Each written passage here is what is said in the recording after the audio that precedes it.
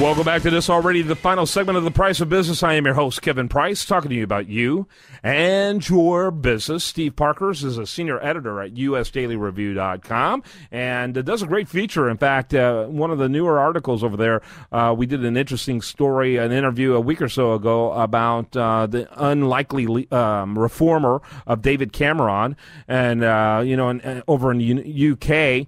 It was a great interview, and so I made it one of our stories over there at usdailyreview.com. And you've been with US Daily Review right at the very beginning, and it's been fun watching our growth and fun watching all the things going on with it. And David and Steve, it's been fun working with you on it. Well, yeah, it has been fun. It's definitely been a learning experience, and it was interesting because I think we all had writing experience before we got into this, and then all of a sudden we decided you decided, and then we all helped.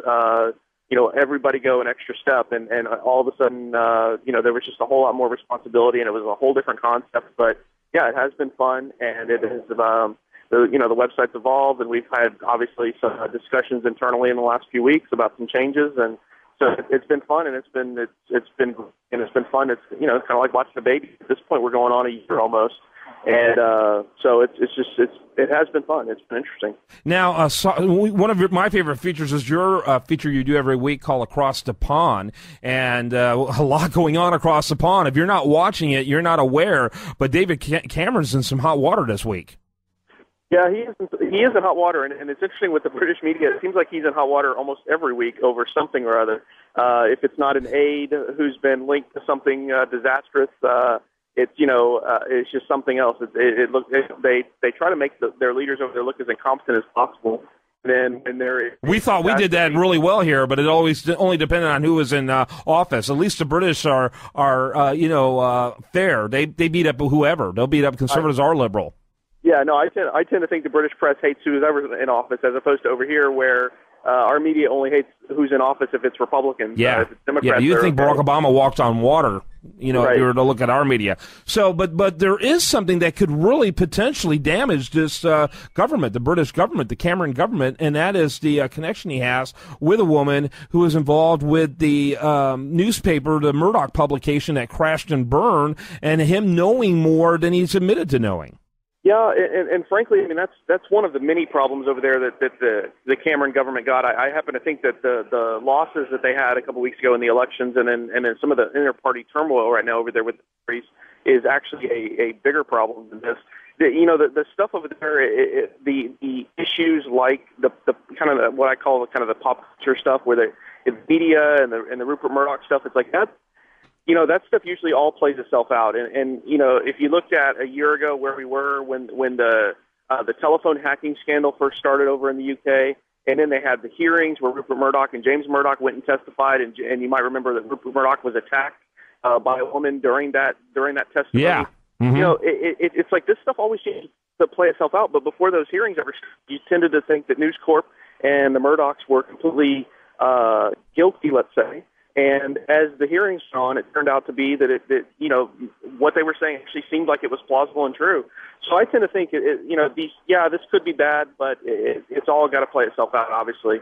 And the way things go over there, it'll take a long time because they're bogged down in bureaucracy like we are here. They call for hearings on everything, and by the time they get around to having hearings on their hearings, and if the U.S. government a couple weeks ago issued a study on past studies, you may remember that. It's kind of yes. a joke. And so, again, it'll play itself out, and it might be a while before we find out. And, yeah, it could be bad. I think that this won't be as big a deal, but, yeah, I've been wrong before. Yeah, well, I understand, and I hope the best for Cameron because he has been a surprising reformer. I think people really, really underestimated what he would be like and has great predictions as to what it would be like. But he really has been an innovator over there. He really has, and I read an article, and I posted the article, I think, last week, I believe after the City of London elections, in which Mayor Boris Johnson was reelected. And they were kind of doing evaluations on the parties, and they were talking about the fact that David Cameron had modernized the Tories, made them more modern in history, and that may not sound like much when you think about it, but when you think about it, over here, it would be the same thing. It would be if all of a sudden the Republican Party just really changed its core issues, and not even the core issues, but just a couple of issues to really get in line with what mainstream society thinks, or where culture is going. And so that's kind of what they. I mean, I'm not suggesting we do that here. I'm just saying that that's what they've done over there. And yeah, he's been the the unlikely reformer. It's interesting.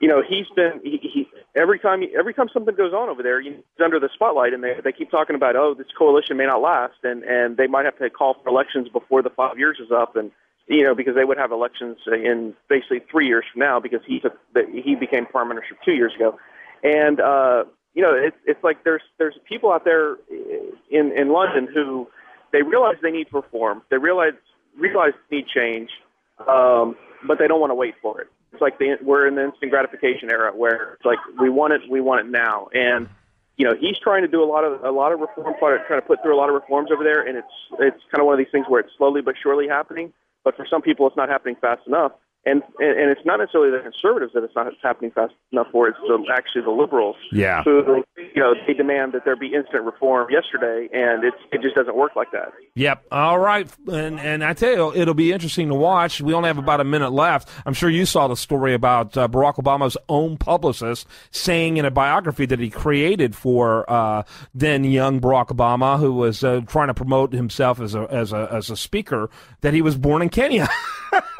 Absolutely, yeah. Unbelievable story you can read about over at usdailyreview.com if you haven't seen it. It'll be posted there now. What do you think, real quick? Will this have any kind of fallout, or is this going to just be one more of the many things that are just shocking about this administration that nothing will happen about?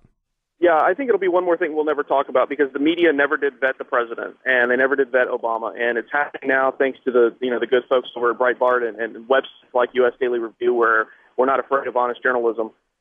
So whether anything will come of it, I'm not sure. It just depends on whether the mainstream media ever picks it up. And the mainstream media could marginalize themselves and work themselves right out of business if they don't take up stories like this. Well, and I think that has had everything to do with the explosion of the blogosphere. We hear about the blogosphere all the time here in our country, but you don't hear about its impact in a lot of the other countries around the world. And it isn't just because of censorship and media or governmental pressure. It's because of the fact that I honestly think we probably have the worst journalistic system of any country in the world that calls itself free. Absolutely. And it goes back to what we just said, 5 minutes ago, where we were talking about the British press versus the U.S. press. The reason I do across the pond is because I love reading the British media. I happen to think they're more honest than the American media. Gotta go.